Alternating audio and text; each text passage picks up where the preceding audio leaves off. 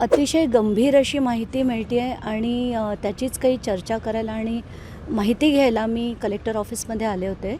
तर आत्ताच्या घटकेला मला एक ज्या लिस्ट हव्या होत्या, तर मला असं कळलं आहे की मोठ्या प्रमाणावर काही बार्स हे वाल्मिक कराड यांचे होते, तर त्याची माहिती घ्यायला मी आता एक्साईज ऑफिसमध्ये जाते आहे.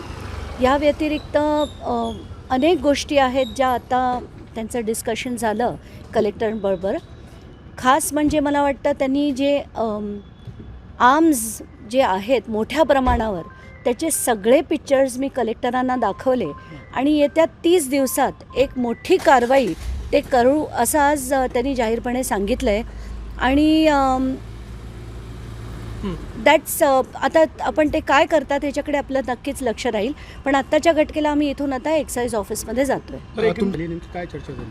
नाही, ते तर आम्ही गेस्ट हाऊसमध्ये राहत होतो, आम्ही वर होतो, ते खाली त्यांचे कार्यकर्ते भेटले म्हणून आम्ही नुसतंच होते म्हणून सदिच्छा भेट दिली. नाही, जोपर्यंत वाल्मिक कराडला अटक होत नाही तोपर्यंत हा लढा असाच सुरू राहणार.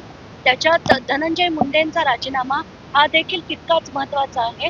तर आज त्यांचे मोठे मोठे खुलासे करण्याची माझी अपेक्षा आहे.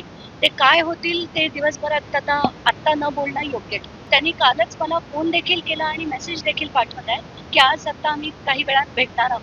आधी एक्साईज डिपार्टमेंटमध्ये जाऊन मग मी पोलीस अधीक्षकांची भेटली. कसं आहे की असे जे गुन्हेगारी प्रवृत्तीचे जर व्यक्ती आमदार आणि मंत्री असेल, तर असे लोक जेव्हा जातात, अधिवेशनात बसतात, विधानसभेत बसतात आणि कायदे बनवतात, हे कुठेतरी आता खूप गंभीर होत चाललंय. आणि मला असं वाटतं की याच्या विरुद्ध आपण सगळ्यांनी आवाज उठवून त्यांच्या मंत्रिपदाचा राजीनामा हा मिळालाच.